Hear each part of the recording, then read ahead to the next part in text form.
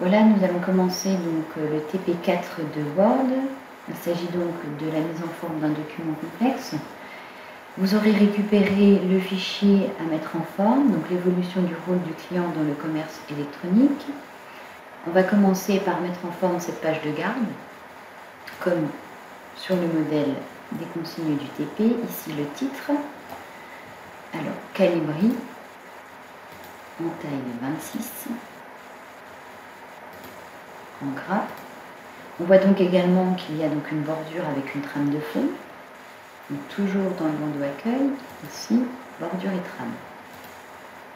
Encadrement, trame de fond, on choisit l'orange clair. OK. Petit b, le nom des auteurs doit être précisément à 6 cm en dessous du titre, sans utiliser de souligne. Effectivement, on ne va pas utiliser la touche entrée de notre clavier pour créer l'espacement. On va donc se placer ici, dans interligne, option d'interligne. Au niveau de l'espacement, on va ici demander 6. OK, l'espacement se fait automatiquement à 6 cm en dessous du titre. Le tout devra être centré verticalement et horizontalement. Donc, horizontalement, c'est déjà le cas. On va maintenant centrer de manière verticale. Donc, comme dans un TP précédent, on se va dans mise en page. Ici, on développe la mise en page. Disposition de la page. Centré. OK. Voilà, nous sommes maintenant centrés horizontalement et verticalement. On va donc maintenant insérer le titre en en-tête. Donc, on peut, pour éviter de copier le titre, faire un copier-coller. Donc ici, on va faire un clic droit, copier. On se place dans l'en-tête. Double clic, clic droit. Ici, il ne faut pas recopier en conservant la mise en forme, puisqu'il faut que le texte soit aligné à gauche, sans bordure, sans trame de fond, en calibri en taille 12. Donc on va se placer tout à droite, conserver uniquement le texte. On le sélectionne. On va dans le bandeau accueil. Donc aligné à gauche, c'est le cas. Donc sans bordure, on n'a pas conservé la mise en forme. Donc il n'y a pas les bordures ni la trame de fond. Et donc on va simplement modifier la police en calibri et la taille de 12. Pour l'en-tête, c'est fait. Nous allons maintenant insérer un pied de page. Donc le pied de page est sélectionné puisqu'on vient d'insérer une en-tête. Ici, on va d'abord insérer notre numéro en bas de page. Pour cela, dans Création, numéro de bas de page, en bas de la page, on va retrouver le modèle identique aux consignes du TP.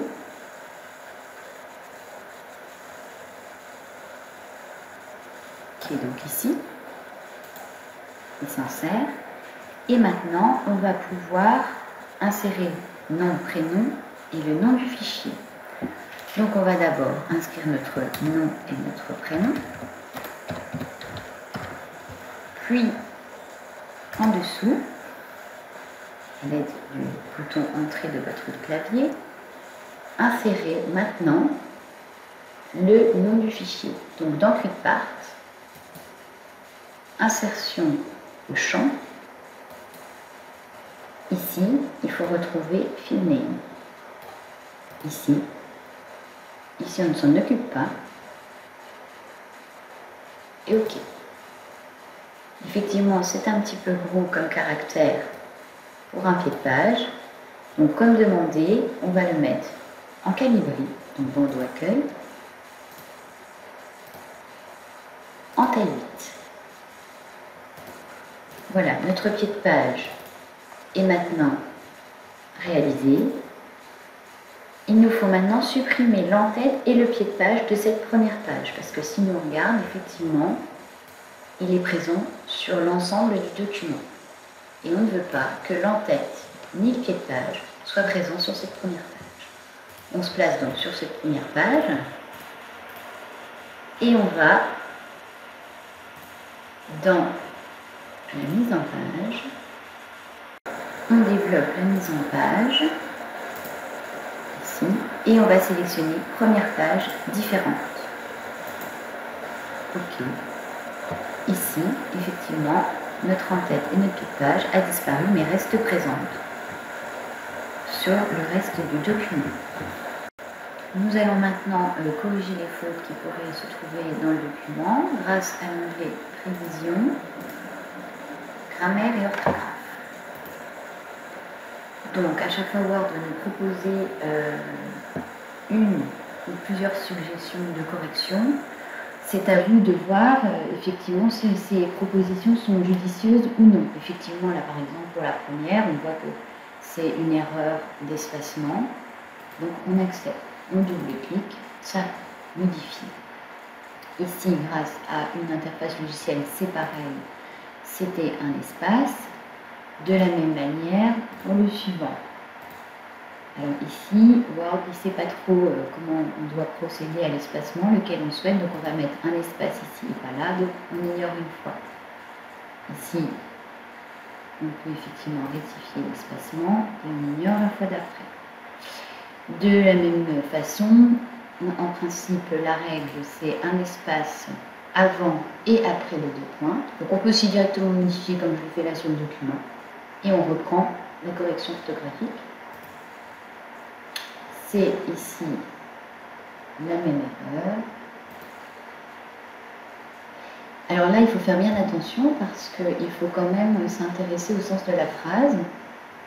En marketing relationnel, les données les plus importantes sont celles sur les clients. Or, conserve des données clients exacts. Effectivement, ça ne veut pas dire grand-chose. Donc, il faut bien faire attention à ce qui est noté dans le texte. Et on voit qu'il y a des fautes. Donc ici, on va corriger directement le pour, conserver des données clients exactes. Et on reprend.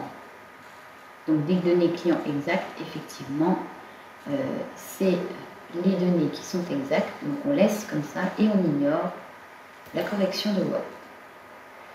Toutefois, on corrige. Alors, je vais vous laisser un petit peu de temps pour finir la correction du document, puisque moi, je l'ai déjà faite de mon côté. Et on va reprendre ensuite l'insertion d'une table des matières, le point 7 de notre TP. Nous reprenons avec le point 7 pour insérer une table des matières sur notre page 2.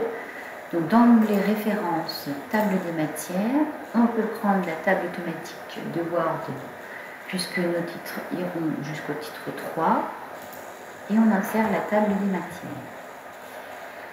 Nous allons maintenant procéder à la mise en forme des titres, comme dans un TP précédent, avec comme consigne différentes mises en forme pour chaque titre. Pour les styles, donc on a un premier style pour l'introduction, la conclusion et la bibliographie.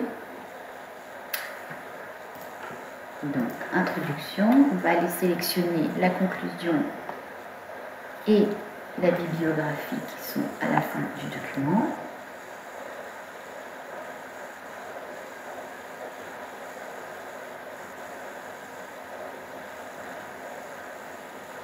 Voilà la conclusion, contrôle avec la touche du clavier. Et ensuite, la bibliographie. Ici, on va leur appliquer un style.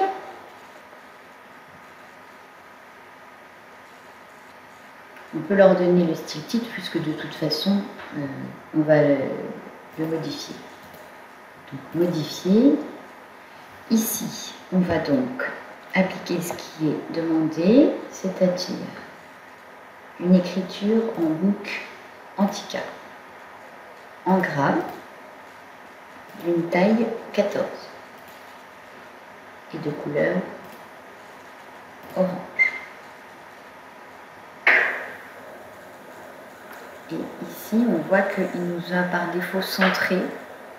On n'a pas envie forcément de se centrer, donc on va le mettre alignement à gauche. Ok.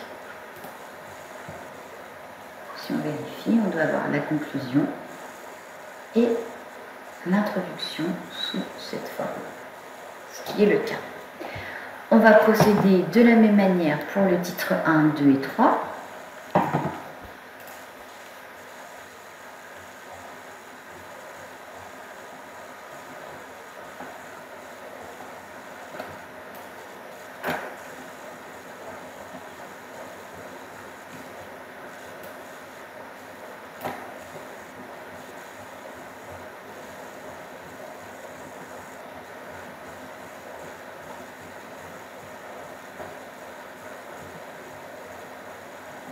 Donc, on doit avoir tous nos titres 1 présents.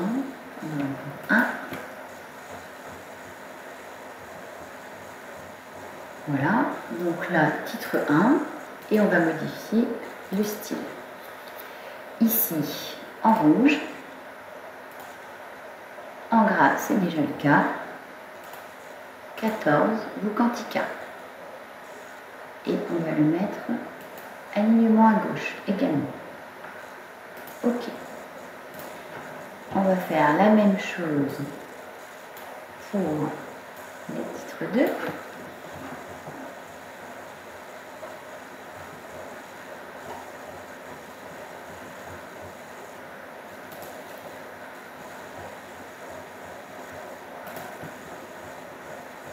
Pour l'instant, le document n'est pas forcément harmonieux. Il faudra le mettre bien évidemment en forme tout à l'heure.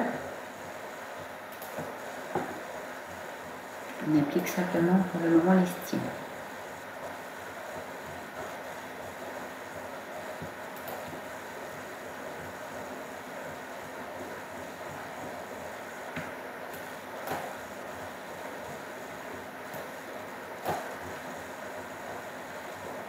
Voilà, le titre 2, on modifie.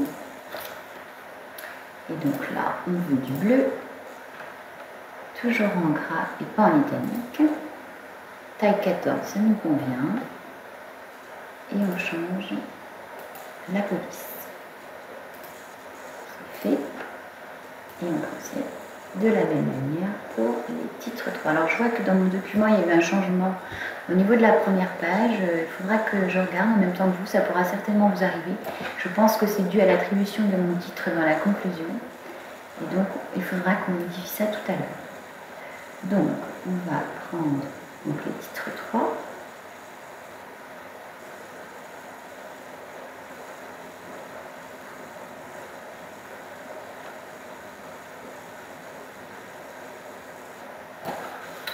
Voilà.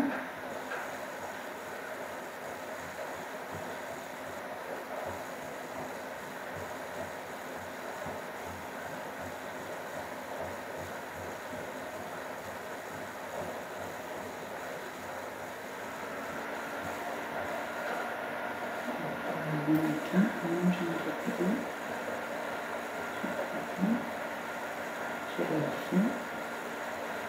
Pour vérifier, on peut également utiliser la fonction recherche, CTRL F, pour voir si effectivement on n'a oublié aucun titre.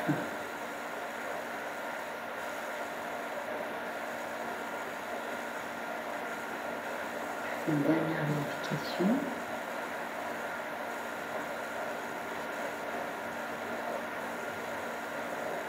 Oui. Donc un titre 3. Donc titre 3, je vais lui appliquer donc un style. Donc pas en gras mais en italique, de taille 12 et toujours en Vucantica. Voilà, nos styles sont attribués à chacun de nos titres. Donc nous allons procéder à la numérotation automatique de nos titres, toujours en utilisant les styles. Donc pour les titres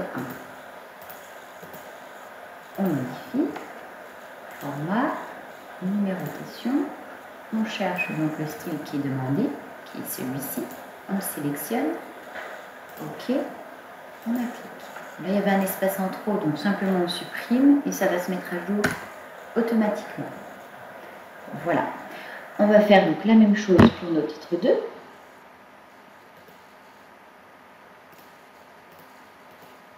Modifier le format, numérotation, et ici on veut ce type. de numérotation. Et on l'applique. Il me l'a appliqué là parce que j'avais le curseur ici. Mais on va quand même vérifier si nos titres 2 se sont bien numérotés comme on l'avait demandé. Ici, c'est le cas. Alors ici, il y a énormément d'espace parce qu'on avait laissé la place pour plus tard dans le TP réaliser la figure. Donc on va pour le moment les supprimer, ce qui ne pose aucun souci, hein, ça se met à jour automatiquement. Et puis quand on dessinera la figure, on rajoutera l'espace nécessaire. Ici également, comme ce sont des images qui ont été ajoutées, il suffit simplement de les supprimer. Et vous voyez bien, le titre 1 est bien à la deuxième position, donc c'est que cela fonctionne.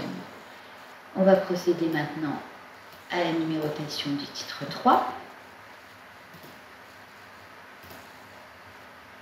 je ne vais pas le mettre ici parce que j'ai peur que ça fasse une bêtise.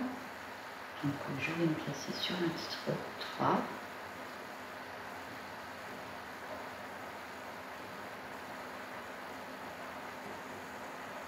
Il n'y en a qu'un de toute façon à la fin du document. Vous voyez, quand on voit des petites erreurs comme ça, c'est parce qu'il y avait trop d'espace, on supprime et la numérotation se met à jour automatiquement. Alors, le titre 3, je ne trouve plus.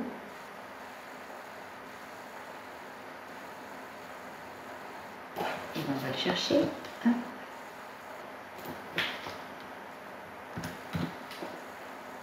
Voilà, c'est très pratique cette petite fonction de recherche. Ici donc, titre 3 modifié. On lui attribue donc notre numérotation avec le 1 et le petit a, qui est celle-ci. OK, OK, on voit que ça fonctionne. Pensez de temps en temps à enregistrer aussi votre document. En cas d'erreur, c'est toujours plus simple de recommencer uniquement ce qu'on vient de réaliser. Ensuite, donc, on va faire comme dans un précédent TP, remplacer tout ce qui est entre crochets comme ceci, titre 1, 2 et 3 par du vide. Donc, on utilise pour cela la fonction recherche. Ici, bon, on va quand même commencer par les titres 1. Donc, Word nous trouve tous les titres 1 de notre document. Sur votre droite en haut, on utilise le remplacer. Donc, remplacer les titres 1 par du vide. Et on remplace tout. On procède de la même manière pour les titres 2. Inutile de sortir de la fonction recherche, il suffit uniquement de modifier ici titre 2, donc remplacer toujours par rien, et on remplace. Et ensuite pour le titre 3, on remplace également. Effectivement, on voit bien qu'il n'y avait qu'un titre 3. On ferme, et effectivement on constate dans notre document que les titres entre crochets ont bien disparu. Si on vérifie maintenant notre table des matières, on peut remarquer que celle-ci n'est pas à jour puisque notre numérotation n'apparaît pas. Donc on va la mettre en surveillance comme ceci, aller dans l'onglet références, mettre à jour la table. Ici, il faut absolument sélectionner mettre à jour toute la table parce que dans le cas où effectivement il n'y aurait que des numéros de page, on prendrait la première solution, mais là on veut également mettre des numéros au titre, donc c'est important de mettre à jour toute la table. Voilà, on voit que Word nous a mis à jour nos titres à chaque fois. Alors ici, il m'a attribué un style, je ne sais pas bien pourquoi. Donc on va enlever ce style que Word a attribué par défaut parce que c'est une table des matières et on va le mettre en normal. Et puis, c'est à nous de mettre la police Calibri. On va le mettre en taille 20 et en gras. Alors maintenant que notre table des matières est à jour, on continue avec le petit 9 de notre TP, insérer une note de bas de page. Pour cela, on va utiliser la fonction recherche, CTRL F.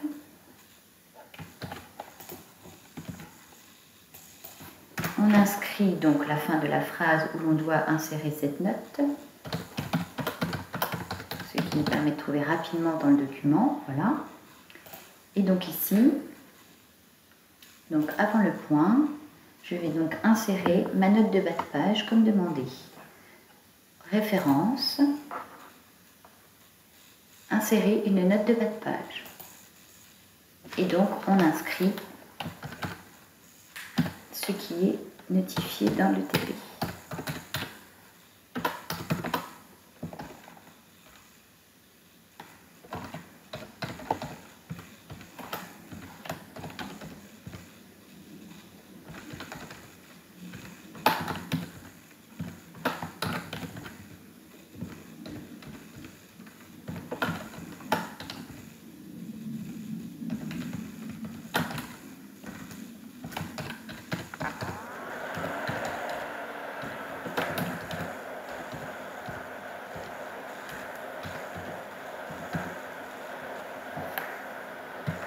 Voilà, donc la note est insérée en bas de page. On sort simplement de cette note. On peut fermer également l'onglet navigation de recherche. Et donc on va mettre en forme les différents tableaux qui se trouvent dans le document.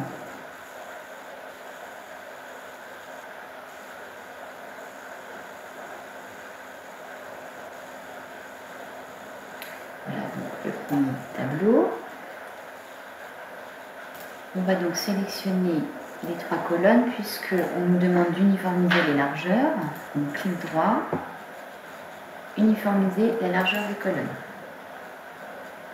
Ensuite, on va donc centrer le texte et les données horizontalement et verticalement.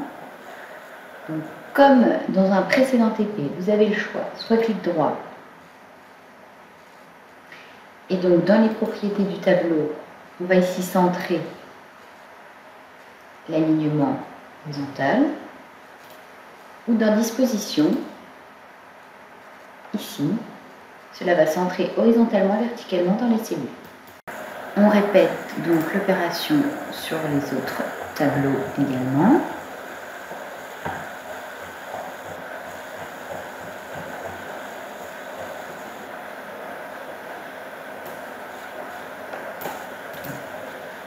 Ici, on uniformise la largeur de la colonne, c'était le cas, et on choisit l'orientation du texte centré.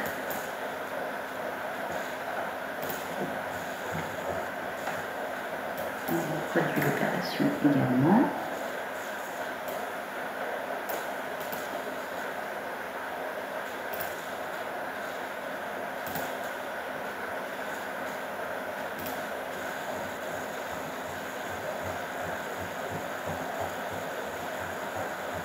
Tous nos tableaux sont maintenant mis en forme. On pense à enregistrer de temps en temps. Nous passons maintenant à l'étape 11 du TP qui consiste à réaliser le schéma correspondant à la figure numéro 1 que vous avez dans le modèle du TP. Donc on va déjà espacer à l'aide de la touche entrée pour se faire un petit peu de place pour faire le dessin. Voilà, on va descendre le titre en bas. Ici, on va aller donc dans l'onglet insertion, forme. On va commencer par celle-ci, le cylindre. Placer. Ici, on pourra ajuster après en fonction de la place qu'on a. Ici, donc on va prévoir le remplissage de la forme. Donc choisissez un ton de bleu. On va y ajouter donc du texte. Donc dans le bandeau en haut à gauche, ajouter du texte.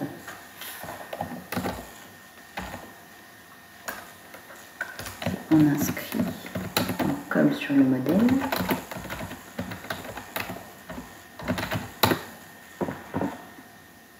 On va quand même mettre l'écriture en police calibri. On va la centrer et en taille 10, ce sera suffisant. On peut mettre également cette partie en gras comme sur le modèle. Donc pour l'instant, je laisse ma forme comme ça et puis après on ajustera en fonction de notre place dans la page. Donc on continue avec les autres formes.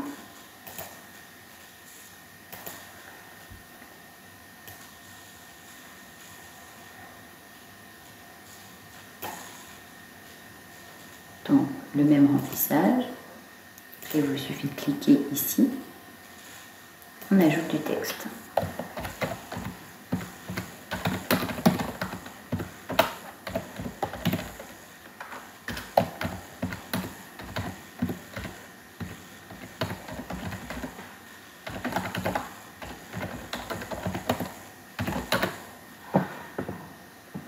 Donc, je vais d'abord réduire ma taille de police à 10, passer en calibri, je le centre, et ensuite on va adapter la taille de la forme.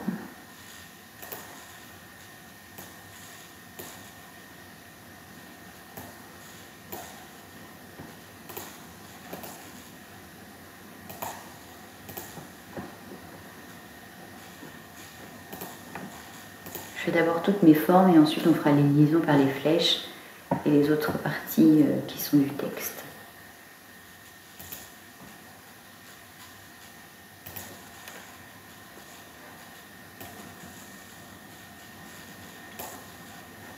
Donc toujours le même remplissage.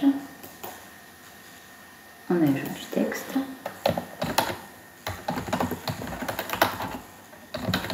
Et on garde évidemment la même police, la même taille. Donc calibrer, taille 10. On va quand même centrer et mettre en gras. On peut effectivement réduire un petit peu la taille de notre forme.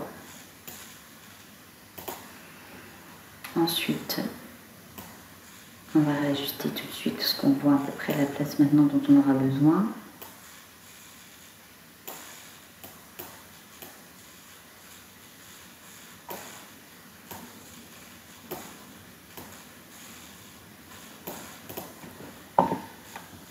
Donc on va commencer par les flèches.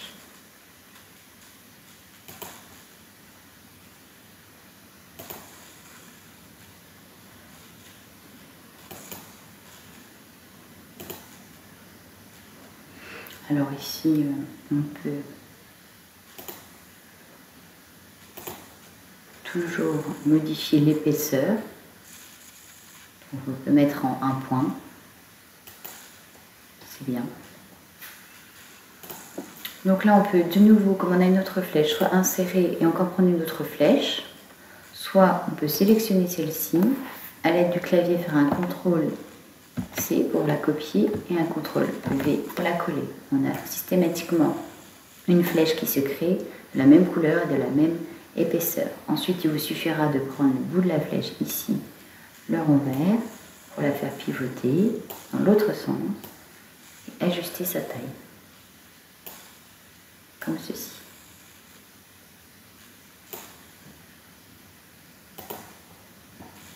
On va en profiter pour faire de même pour la flèche qui se trouve au-dessus du cylindre.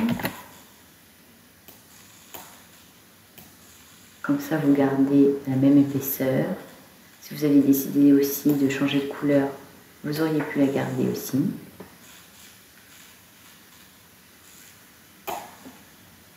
Et ici, donc, on va ajouter une zone de texte.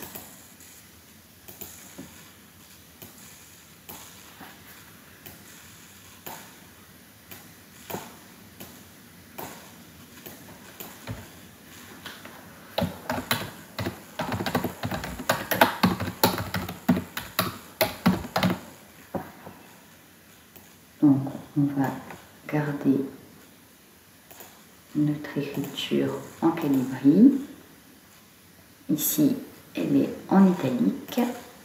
Et on va mettre aussi en taille 10.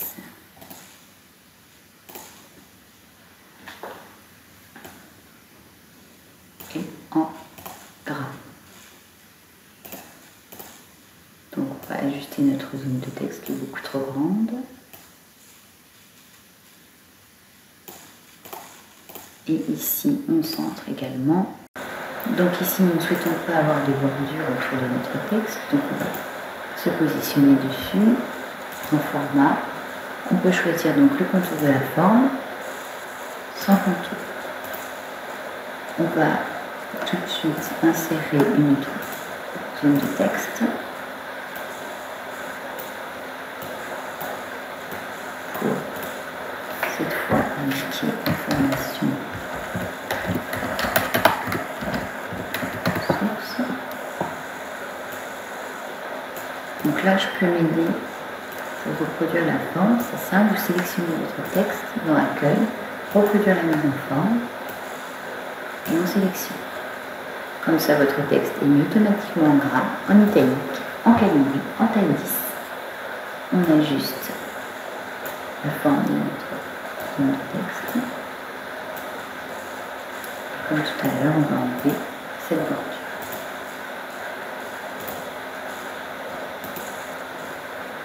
On va maintenant passer aux flèches dans les formes.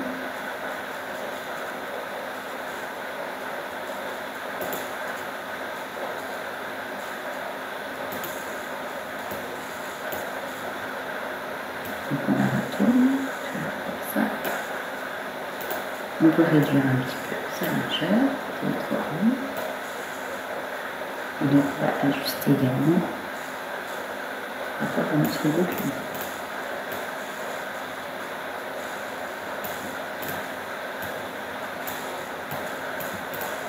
L'idée est que ce soit assez harmonieux, donc on peut bouger plusieurs fois si on n'est pas satisfait du résultat.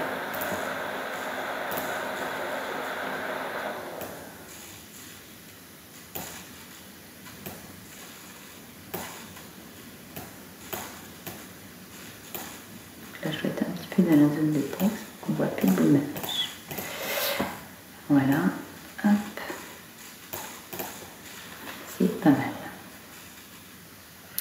Donc on continue à réaliser donc ce dessin. Vous pourrez bien évidemment faire les insertions de forme dans l'ordre que vous souhaitez.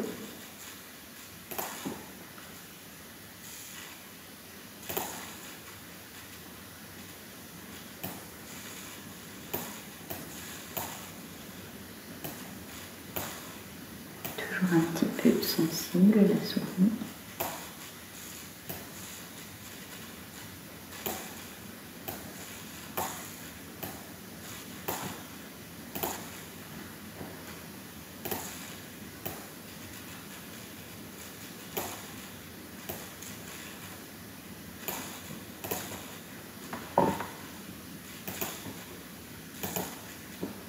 Donc là, ce sont ces flèches un petit peu particulières que j'ai utilisées sur le côté droit. Je pars d'ici. Voilà, on voit, en bougeant la souris, on peut les faire aller dans le sens que l'on souhaite. Voilà. Je vais tout de suite réaliser la seconde.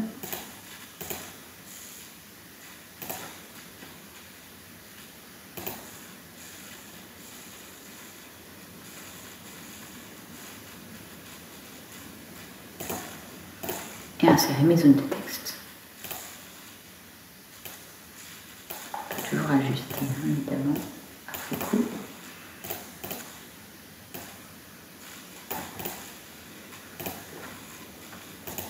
On insère nos zones de texte comme tout à l'heure. Alors par défaut, Word fait des grosses zones de texte, mais vous voyez, c'est facile à réduire et à modifier.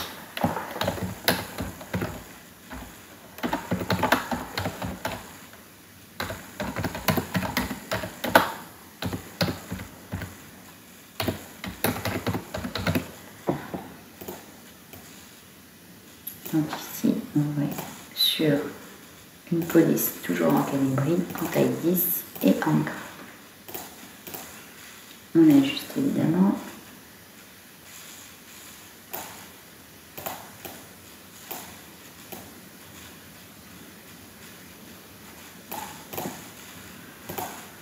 On enlève cette bordure.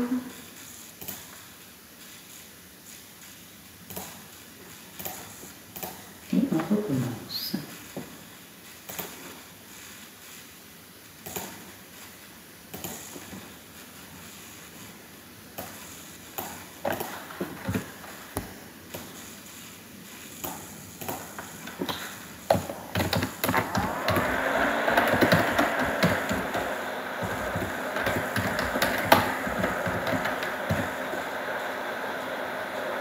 on va recopier la même mise en forme. Cueille, reproduire la mise en forme. On ajuste.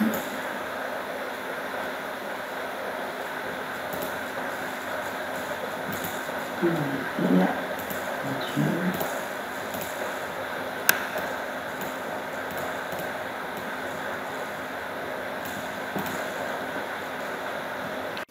Il ne nous reste plus qu'à insérer donc l'image comme sur le modèle. Donc on va aller chercher donc une image en ligne dans Insertion, Image en ligne. Donc vous prenez une image de votre choix, une image similaire. Donc moi je vais faire une recherche avec le mot informatique. Si vous cherchez ordinateur, vous aurez des images qui peuvent aussi convenir. Je vais prendre la première image qui me convient très bien et j'insère. L'image s'insère dans le document sans aucune mise en forme de notre part. Donc maintenant qu'elle est sélectionnée, on va aller dans Habillage, ce qui nous permettra ensuite de pouvoir la bouger comme on souhaite et de la placer correctement. Et donc on va lui dire devant le texte. Donc l'image se replace devant notre figure, on peut maintenant la manipuler comme on souhaite. Et donc on va réduire sa taille évidemment. Et la placer à côté de notre schéma. La figure a maintenant toutes les formes qu'on souhaitait. L'image est en place, les flèches sont présentes. Elle est pour le moment terminée. Nous allons passer à la suite. Donc maintenant on va insérer une légende pour chacune des 3 figures de notre document et nous réaliserons une table des illustrations que l'on ajoutera plus tard en page 2 à la suite de la table des matières. Donc pour cela, on va se placer sous la figure donc numéro 1. On va aller dans l'onglet Références et ici, insérer une légende. Donc figure 1, on va donc mettre son titre.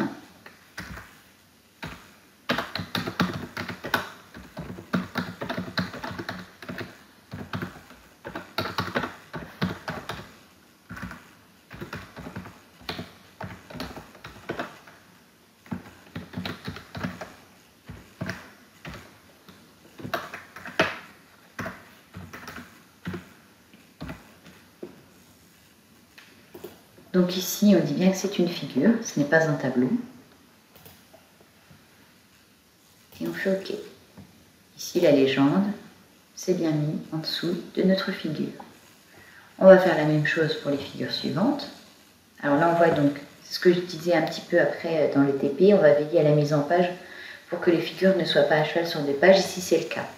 Donc on va tout de suite rectifier ça. On va se placer juste ici. Et donc on va insérer, évidemment on ne va pas faire entrer une trentaine de fois pour arriver sur la page du dessous, on va tout de suite mettre un saut de page. La figure se place maintenant sur la page suivante.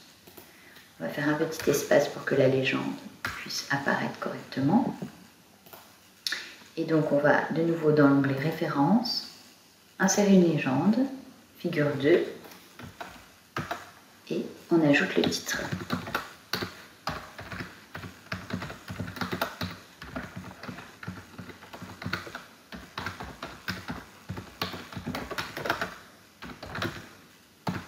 Nous sommes bien en figure, on peut valider. Et on va faire la même chose pour cette dernière figure de notre document. C'est pareil, ici on voit bien que le tableau 1 il est coupé. On ne va pas laisser le document comme ça. On fait donc une insertion et un saut de page.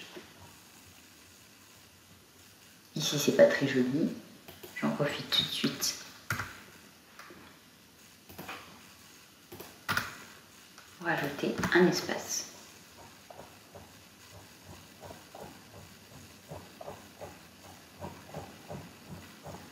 Donc ma figure numéro 3, la voilà. On fait un petit espace pour que la légende puisse se mettre en dessous correctement. Toujours dans Référence, insérer la légende et j'ajoute le titre.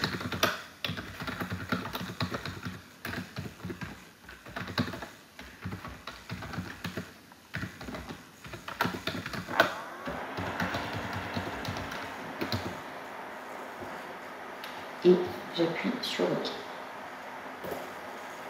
Voilà, la légende est en dessous de ma figure. Nous allons donc maintenant ajouter notre table des illustrations en page 2 à la suite de la table des matières. Donc, je vais déjà avoir ajouté une titre table des illustrations. Alors, pour l'instant, il me prend le style pas du tout adapté. On va le changer après. Puisque on veut que ce soit la même mise en forme que la table des matières. Donc, on va sélectionner cette mise en forme. Comme je vous l'ai montré déjà tout à l'heure quand on faisait le schéma, reproduire la mise en forme et on met dessus. La mise en forme se fait automatiquement. On va donc maintenant pouvoir insérer cette fameuse table des illustrations de la manière suivante. Référence, insérer une table des illustrations. Ici, on veut bien insérer une table qui concerne les figures. Je mets OK. Ici, donc, on a donc nos 3 figures qui sont répertoriées avec leur numéro de page correspondant. Donc, avant-dernier point du TP, on va vérifier la mise en page de notre document. Veillez à ce que les figures ou les tableaux ne soient pas à cheval sur 2 pages.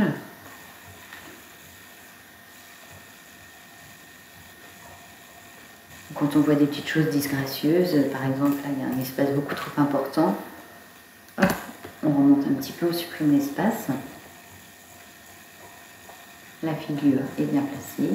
Ici, c'est dû au saut de page qu'on a fait tout à l'heure. Donc, on peut remonter un petit peu ici. Alors, ici, il faut donc refaire un saut de page. Voilà. On continue.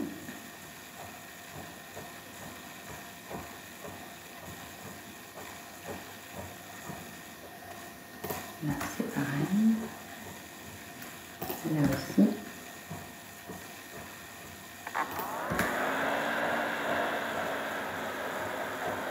Donc là, la figure est forcément coupée, donc on va insérer un saut de page. On va laisser un petit espace, c'est quand même plus visible. Là, il y en a trop.